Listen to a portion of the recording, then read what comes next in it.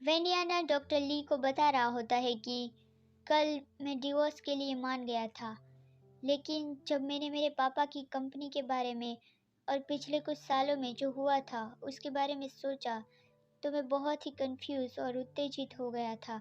इसलिए मैं कल पूरी रात सो नहीं पाया। तो डॉक्टर ली कहता है, अगर तुम इस तरह के डिसीजन ले सकते हो तो इसका मतलब है तुम ऑलरेडी ही अपनी साइकोथेरेपी में सुधार ला रहे हो। जहाँ तक तुम्हारे पापा के काम की बात है, तुम्हें उससे पर्सनली बात करनी चाहिए, जैसे कि उसके इस मैटर के बारे में क्या विचार है, वो एक बार सुन लो। लेकिन वेन्यानान को यह सुनकर झटका लगता है कि उसे उसके पापा से पर्सनली बात करनी होगी। फिर वो नीचे देखकर बताता है, जब से मेरी माँ गुजर गई तब से किसी न किसी तरह मेरी और मेरे पापा की रिलेशनशिप बदल गई। मुझे नहीं पता उन तक कैसे पहुँचूं। तो डॉक्टर ली शेंग कहता है, पूरी दुनिया में वही एक तुम्हारे करीबी है। अगर तुम्हारे और तुम्हारे पापा के बीच की ये काल्पनिक दूरी खत्म हो जाए तो शायद तुम्हें डर भी कम लगने लगेगा। लेकिन वहाँ वेन्यानान तो अपने हाथों को क्लिंच करते हुए मन में बोल रहा था कि दूरी खत्म करूं, क्या यह सच में पॉसिबल है? क्या मैं सच में अपने पापा से बिना ऑकवर्ड फील किए और बिना डरे बात कर सकता हूँ? उसे याद आता है कि वहाँ ओल्ड हाउस के बेसिन एरिया में उसके पापा के साथ मुलाकात हुई थी। उसके पापा ने पूछा था कि वुएनशिन तुम्हें किस तरह से ट्रीट कर रहा है? तुमने पिछले सालों में बहुत कुछ सफ़र किया, क्या ये सही था? क्या तुम अब भी सर्वाइव कर सकते हो? तुम कब तक ऐसे रह सकते हो? ये याद आते ही वेनियाना डॉक्टर ली को कहता है, वेल आई गेस मुझे वापस जाकर उससे सब चीज़ों के बारे में बात करने की ज़रूरत है। थैंक यू डॉक्टर आपकी एडवाइस के लिए। फिर वो वहाँ से चला जाता है। जो मेडिसिन डॉक्टर ने प्रिस्क्राइब करी थी वो लेके वो कार में रखता है और कार में बैठकर वो साइन करता है। फिर वो कार ड्राइव करते मन में सोच रहा था कि हॉस्पिटल की डिसइंफेक्शन स्मेल मुझे बिल्कुल पसंद नहीं। ये स्मेल मुझे मेरे पिछले एडमिशन की निरंतर याद दिलाती है कि जो कुछ भी हुआ था वो मेरी अपनी जिम्मेदारी थी। स्टार्स यदि सिर्फ टिमटिमाते हैं तो उन्हें केवल अंधेरे में ही छोड़ा जा सकता है, अकेले चमकने के लिए। वहाँ मिंग्यू म्यूजिक स्टूडियो के बाहर तांगशु और उसका भाई तानलुन शुआन खड़े थे। तांगशु उसे कह रहा था, तुम्हें क्या लगता है ये स्टाइल इतनी भी बुरी नहीं है, राइट? तो तानलुन शुआन कहता है, अगर तुम अपनी स्टाइल से खुश नहीं हो तो तुमने इसे पहन के क्यों रखा है? तो तांगशु हंसते हुए कहता है, तुम ये क्या बात कर रहे हो? ऑफ कोर्स मुझे ये स्टाइल पसंद है। तो तानलुन शुआन उसके सर पे पैट करता हुआ कहता है, ये तुम यूजुअली जो पहनते हो उससे अलग है और पहले से बहुत ही ज़्यादा नीट लग रहा है। तो तांगशु जोर से कहता है, ब्रदर मेरी हेयर स्टाइल मत बिगाड़ो, मैं अब छोटा बच्चा नहीं रहा। ये सुनकर तानलुन शुआन उसकी ओर देखकर कहता है, मेरी नज़रों में तो तुम अब भी मेरे बेबी ब्रदर ही हो। तांगशु, क्या तुम खुश हो? मैं नहीं चाहता तुम्हें किसी भी तरह की चोट पहुँचे। तो तांगशु नीचे देखे हुए ही कहता है, इमोशनली मैं कभी भी एक ब्रेव पर्सन नहीं था। न्यानन के लिए मेरे प्यार के बारे में बात करना, मैं हमेशा उस चीज़ से दूर भागता आया हूँ जो मैंने उसके लिए ट्रूली फील किया था।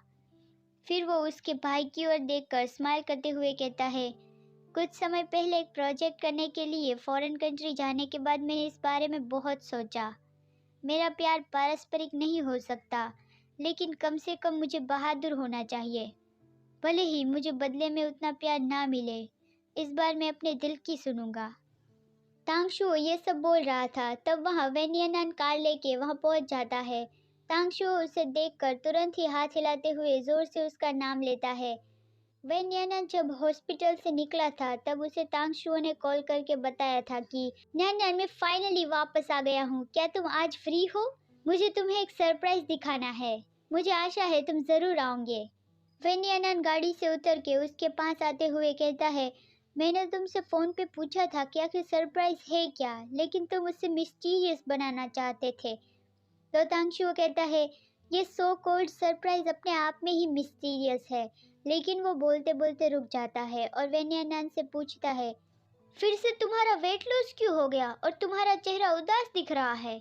तो वेनियानन अपने सर पे हाथ रख के नजरें चुराता हुआ बोलता है, ओह ऐसा लग रहा है, शायद मेरी कम भूख के कारण। वेन्यानन बोल रहा था, लेकिन तांशुओ गुस्से से वेन्यानन को कहता है, क्या यानचेन ने तुम्हारे साथ फिर से कुछ गलत किया? वह तांगलुनशुआन उसे शांत करते हुए कहता है, तांगशु ऐसा मत करो, तुम मिस्टर वेन के साथ रूड हो रहे हो।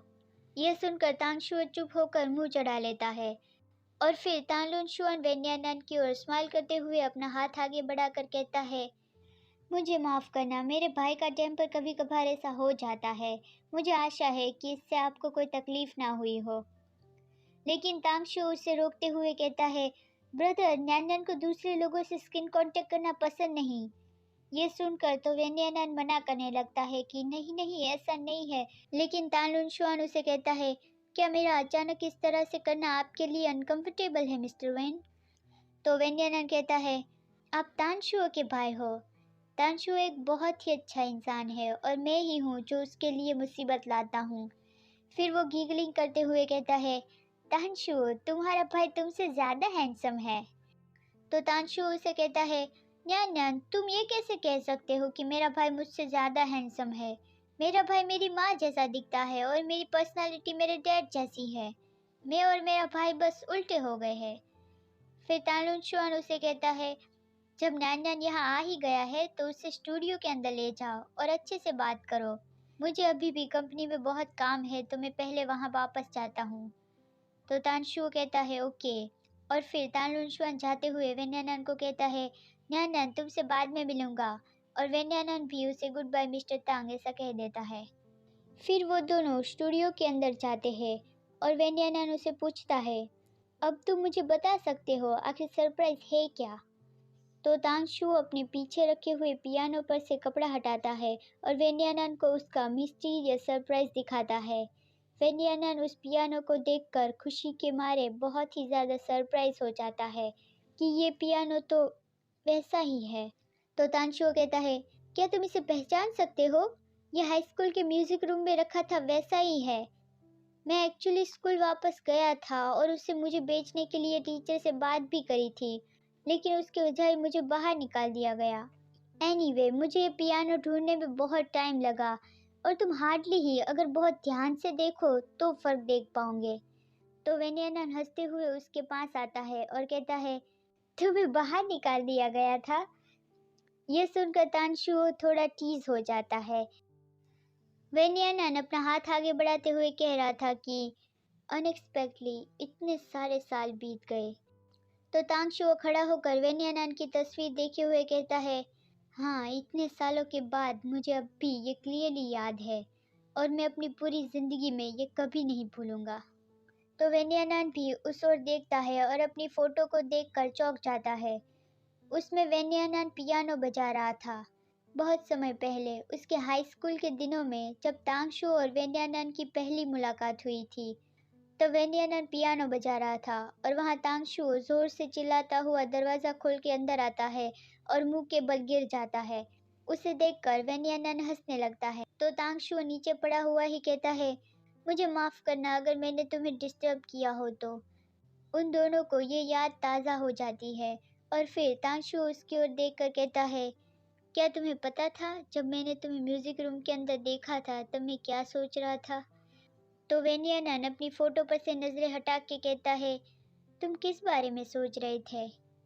तो तांगशो पियानो के पास बैठकर कहता है, उस वक्त मैं ये सोच रहा था कि इस दुनिया में एक इतना ब्यूटीफुल एंजल कैसे हो सकता है, और जो पियानो में तुम म्यूज़िक बजा रहे थे वो सच में ग्रेट था।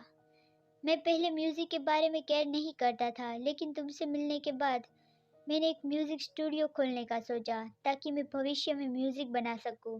और फिर वो वेन्यानन की ओर स्माइल करते हुए कहता है, क्योंकि मुझे पता है कि यही वो है जो तुम्हें पसंद है, कुछ ऐसा जिससे तुम हमेशा प्यार करते थे। ये सुनकर वेन्यानन की आंखों में आंसू आ जाते हैं कि मैं जिससे हमेशा प्यार करता था। फिर वो अपने आंसू को रोक नहीं पाता और रोते हुए कहने लगता है कि मैं टेरिबल हूँ, तुम ये करो, इन सब के मैं लायक नहीं हूँ। मैं एक टेरिबल इंसान हूँ तांगशुओ, मैं कुछ भी नहीं हूँ। मैं एक कायर हूँ और मुझे कुछ नहीं आता। मैं सब कुछ बिगाड़ता हूँ। तुम मेरे लिए इतना सब कुछ क्यों कर रहे हो? मुझे माफ़ कर दो। I am so sorry Tangshuo. उसे रोते देख तांगशुओ की आंखें भी भर आती है। उसे वेन्यानन को दुखी देखना बिल्कुल भी पसंद नहीं था। वो उसकी ओर हाथ बढ़ाता है, फिर खुद को रोक लेता है और वेन्यानन को शांत करने की कोशिश करते हुए कहता है, न्यान तुम अंदर से और बाहर से भी बहुत अच्छे इंसान हो। तुम ऐसा क्यों सोचते हो कि तुम इसके लायक नहीं? मेरे दिल में तुम इस दुनिया का सबसे बेहतरीन डिजर्व करते हो। आशा मत घुमाओ न्यान, और म्यूजिक पे कभी हार मत मानना कि जिसे तुमने एक बार अपनी लाइफ का हिस्सा बताया था। यह सुनकर वेन्यानन कहता है, म्यूजिक? क्या मेरी लाइफ म्यूजिक के योग्य है? ये सुनकर तांशुओ को बहुत ही ज्यादा बुरा लगता है कि वेन्यानन सच में अंदर से पूरा टूट चुका है। वो तुरंत ही वेन्यानन को गले लगा के जोर से बोलता है, न्यान प्लीज ऐसा मत कहो, तुम्हारी लाइफ हर एक चीज के योग्य है। इसे याद रखो, तुम किसी से बिलोंग नहीं करते, तुम सिर्फ खुद तुम्हारे हो।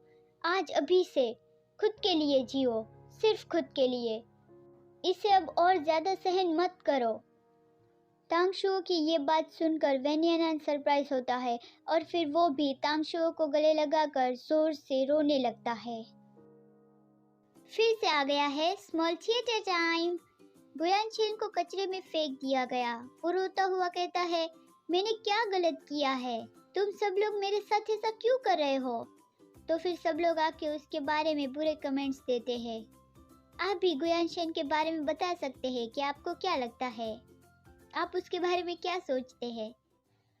वहाँ तांगशुओ के मिंग्यू म्यूजिक स्टूडियो में तांगशुओ के बहुत ज़्यादा कंफर्ट देने के बाद जाके वेन्यानन अपने नॉर्मल स्टेट में आता है।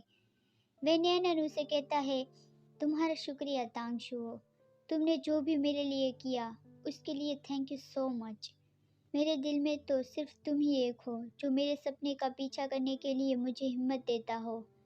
तो तांगशुओ अपना सर खुजाते हुए और हंसते हुए कहता है, अब मुझे एम्बैरेसमेंट हो रही है। मैं बस आशा करता हूँ कि तुम सच में खुश हो पाओ। फिर वो वेन्यानन की ओर देखकर कहता है, अगर गुयानशन तुम्हें फिर से बुली करे तो तुम्हें मुझे बताना है। लेकिन वेन्यानन नीचे देखे हुए ही कहता है, एक्चुअली मैंने गुयानशन को डिवोर्स देने का प्रॉमिस कर दिया है। ये सुनकर तांगशुओ तो बहुत ही ज़्यादा चौंक जाता है। वेन्यानन कहता है, वो मुझे तलाक देने के लिए अपने गू परिवार में नाता तोड़ लेगा और अपनी कंपनी छोड़ देगा। मुझे नहीं लगता कि मुझे अब और खुद को धोखा देने की ज़रूरत है। वेन्यानन को ये कहते देखकर तांगशुओ कुछ नहीं बोलता और कुछ देर वो ऐसे ही वेन्यानन को देखता है। फिर वो उसे कहता है, वेन्यानन, अगर तुम्हारा डिवोर्स हो जाए, मैं क्या मुझे एक मौका मिलेगा? न्यान। लेकिन वेन्यानन तांगशुओ को सुनकर दंग रह जाता है और कुछ नहीं बोल पाता। फिर वो वहाँ से उठ जाता है और अपने हाथों को कस के नीचे देखकर कहता है, मुझे नहीं पता।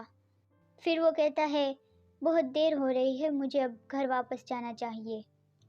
फिर वो जाने लगता है तो तांगशुओ उसके पीछे जाने के लिए तुरंत ही खड़ा होता है और कहता है, रुको न्यान, तुम मुझसे दूर क्यों भाग रहे हो? मुझे समझ में नहीं आया, तुम जब मेरे साथ होते हो तब तुम खुश होते हो, तो फिर हम दोनों साथ क्यों नहीं हो सकते? लेकिन वेन्यानन तुरंत ही उसके सामने देखकर जोर से कहता है, क्योंकि मैं तुम्हारा प्यार डिजर्व नहीं करता। फिर वो नीचे देखकर नॉर्मल टोन में कहता है, तांगशुओ, मेरी अभी जो हालत है उससे तुम्हें तकलीफ ही मिलेगी। मैंने मैंने मेरी हिम्मत खो दी है। अब मुझे नहीं लगता मैं किसी को फिर से प्यार कर सकता हूँ। फिर वो उसके सामने देखकर कहता है, मैं बस तुम्हें केयर फ्री हैप्पी लाइफ जीते देखना चाहता हूँ, वैसी लाइफ जब तुम मुझसे मिलने से पहले जीते थे। अपने करियर पे फोकस करो, मुझे तुम्हारे इमोशंस पे असर मत करने दो। ये सुनकर तांगशुओ स्माइल करते हुए कहता है, मैं कोशिश करूँगा न्यान, मैं करूँगा, मैं तुमसे प्रॉमिस करता हूँ। लेकिन तुम्हें भी मुझे प्रॉमिस करना होगा कि कुछ भी हो जाए, फ्यूचर में कुछ भी तुम्हारे साथ खराब हो, तुम्हें जल्द से जल्द पॉसिबल हो मुझे बताना है, ओके? तो फिर वेन्यानन उसकी ओर देखकर कहता है, वेल, मैं इसे याद रखूँगा।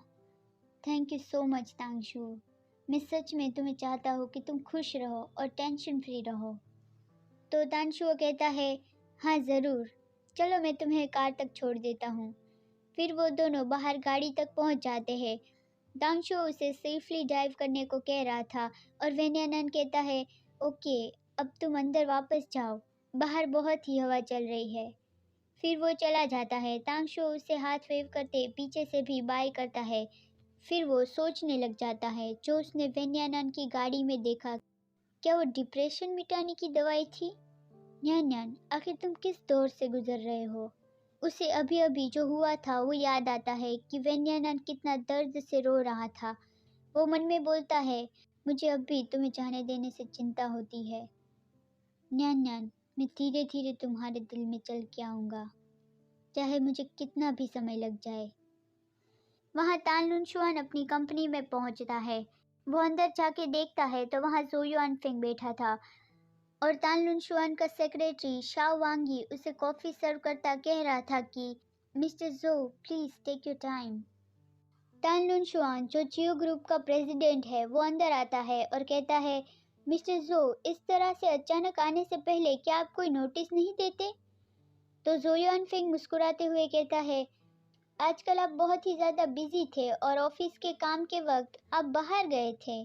आप कहाँ गए थे मिस्टर तांग? मुझे याद आया कि रिसेंटली जियो ग्रुप को बहुत ही ज़्यादा बिजी होना चाहिए। तो तान लुनशुआन कहता है, मैं आपके लिए क्या कर सकता हूँ मिस्टर जो? अगर ये कुछ ऑफिशियली बिजनेस के बारे में है तो बेकार की बातें करना छोड़िए और एक दूसरे का टाइम वेस्ट मत करिए। तो जोयन फिंग कॉफ़ी पीता है। फिर सेक्रेटरी शाओ वांगी से कहता है, कॉफ़ी बहुत ही अच्छी है, क्या आप मुझे एक और बना दोगे? तो शाओ वांगी कप लेते हुए कहता है, ज़रूर मिस्टर जो, तो फिर मैं बाहर जाता हूँ। ये देखकर तान लुनशुआन मन में बोलता है, दूसरों की कंपनी में उसके एम्प्लॉय को ऑर्डर देना। सच में गू कंपनी के लोग बहुत ही ज़्यादा अभिमानी, डोमिनियरिंग और डिसरिस्पेक्टफुल लोग हैं। फिर जोयान फेंग फाइल टेबल पे फेंकते हुए कहता है, लास्ट टाइम हमने कोऑपरेशन के बारे में डिस्कस किया था। मिसेस लिू ने इसे ऑलरेडी साइन कर दिया है और एग्री हो गए हैं। फिर भी जियो ग्रुप को प्रोजेक्ट कोऑपरेशन के लिए अभी भी एक प्लान और क्वार्टरली बजट प्रोवाइड करने की ज़रूरत है। ये देखकर तान लुनशुआन कंफ्यूजिंगली कहता है, बस फाइल ही पहुंचानी थी तो मिसेस जो को यहाँ तक स्पेशली आने की ज़रूरत नहीं थी। मैं किसी को भिजवा सकता हूँ या फिर मेल पे भेज सकता हूँ। तो जोयान फेंग कहता है, तुम्हें क्यों लगता है कि मैं यहाँ पर्सनली आया था? तो तान लुनशुआन फाइल देखते हुए कहता है, मुझे नहीं पता और मैं जानना भी नहीं चाहता। लेकिन जोयान फेंग उसकी ओर अजीब तरीके से देखकर कहता है, तुम्हारा टेम्पर तो बिल्कुल ही तांगशुओ से मिलता है, लेकिन उससे भी ज़्यादा लड़कियों जैसा है। And you don't look very resistant to fight. ये सुनकर तान लुनशुआन गुस्सा होकर खड़ा हो जाता है और ज़ोर से बोलता है, क्या कहा तुमने? लेकिन जोयान फिंग स्माइल करते हुए कहता है, टेक इट इजी, मैं यहाँ कॉर्पोरेशन के बारे में बात करने आया हूँ। मैं यहाँ झगड़ा करने या और कुछ करने नहीं आया। आओ नीचे बैठो, चलो थोड़ी देर बात करते हैं। फिर वो मन में बोलता है, उसे घबराते देखना अच्छा है, वो गुस्सा होता है तब और भी अच्छा दिखता है। तांग लुनशुआन कोल्ड टोन में कहता है, गुयानशन जब लोगों को मारता है तब कोई तरस नहीं खाता। तुम्हारे उसके दोस्त के रूप में मैं श्योर नहीं हूँ कि अगर तुम उससे अलग होगे या नहीं। ये सुनकर जुलियन फेंग चौंक जाता है और पूछता है, क्या तुम न्यान न्यान से मिले थे? तो तान लुनशुआन कहता है, फिर भी मिस्टर वे ने बहुत ही नॉर्मली बिहेव करने की कोशिश करी, लेकिन उसके अपीयरेंस से मुझे कैसे पता नहीं चलता कि उसके साथ क्या हुआ है। फिर जोयान फेंग कहता है, अच्छा तो अब पता चला कि जब तुम यहाँ नहीं थे तब तुम न्यान न्यान को देखने गए थे।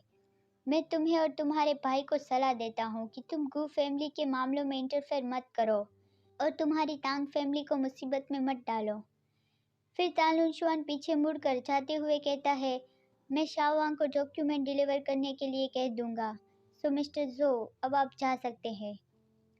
वो दरवाज़ा खोलने वाला होता है तब जो युआनफिंग उसका हाथ पकड़ लेता है और उसके पीछे आकर कहता है, क्या तुम मुझे जाने देना चाहते हो? तुम्हें क्या लगता है कि मैंने तुम्हारे सेक्रेटरी को बाहर क्यों भेजा? तान लुनशुआन तुरंत ही ये एक्शन होते देख चौंक जाता है और पीछे मुड़कर जोर से बोलने वाला होता है, लेकिन जोयान फेंग उसे दरवाजे की ओर पुश करके उसका मुंह बंद कर देता है और उसे हर्ष करके चुप रहने को कहता है। तान लुनशुआन कुछ बोलने की कोशिश करता है, लेकिन जो यानफेंग उसका मुंह दबाए कहता है, मैंने तुम्हें काफ़ी वक्त से नहीं देखा था और तुम अब भी बहुत इंटरेस्टिंग हो। लेकिन तान लुनशुआन उसके पैर पे लात मार देता है। तब जाके जो यानफेंग उसे छोड़ता है और मुस्कुराते हुए कहता है, क्या तुम मुझसे इतनी नफरत करते हो? तो तान लुनशुआन जोर से कहता है, यू ओल्ड रास्कल, अभी अभी निकलो यहाँ से।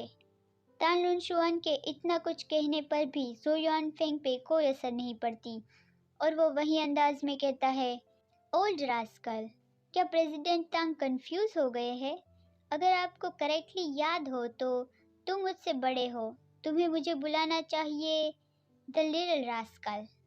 फिर तान लुनशुआन दरवाज़ा खोल के बाहर निकलता है और कहता है, मिस्टर जो, मुझे दूसरी मीटिंग में भी जाना है, प्लीज़ जाइए। वहाँ बाहर सब एम्प्लॉय खुसफुसाने लगते हैं। आखिर हो क्या रहा है? मिस्टर तांग इतने गुस्से में क्यों दिख रहे हैं? मुझे तो लगता है बिजनेस ठीक से नेगोशिएट नहीं हुआ होगा, राइट? हे, इसके बारे में बात मत करो। वो जो आज यहाँ आया है ना, वो गू ग्रुप से है। वहाँ जो यानफेंग जाते हुए कहता है, मिस्टर तांग, मैं हमारे फ्यूचर कोऑपरेशन के लिए उत्सुक हूँ। लेकिन वहाँ तान लुनशुआन उसे सुनना ही नहीं चाह रहा था। वो उसके बाहर निकलते तुरंत ही दरवाज़ा ज़ोर से बंद कर देता है। जो यानफेंग तो मन में बोलता है, अरे बाप रे, बहुत ही ज़्यादा गुस्से वाला है। मैं खुद को उसे बुली करते रोक नहीं पाता हूँ। आखिर ऐसा क्यों हो रहा है? और फिर वो मन में ही हंसने लगता है। ये देखकर वहाँ के एम्प्लॉय बातें करने लगते हैं। वो इतना खुश क्यों दिख रहा है? हेश, धीरे बोलो। क्या तुमने मिस्टर तांग को जोर से दरवाज़ा बंद करते नहीं सुना क्या? अब ये प्रोजेक्ट तो शायद खत्म हो गया होगा। तो दूसरी बोलती है, लेकिन मिस्टर तांग तो लोगों के बिहेवियर हैंडल करने में अच्छे हैं। फिर जो यानफेंग बाहर चला जाता है। उन एम्प्लॉयज़ को थोड़ी पता था कि अंदर सच में क्या हुआ था। गू रेजिडेंट के बाहर फेनियानान कार में बैठा था। रात हो चुकी थी और वो अंदर बैठा बाहर से घर को देखकर मन में बोलता है, इस वक्त क्या ये लाइट हमेशा मेरे लिए जलाई जाती है? मैं खुद से बहुत लंबे समय से झूठ बोलता आया हूँ। भले ही मुझे एक बाहरी व्यक्ति माना जाता था और एक बेचारे जोकर की तरह ट्रीट किया जाता था,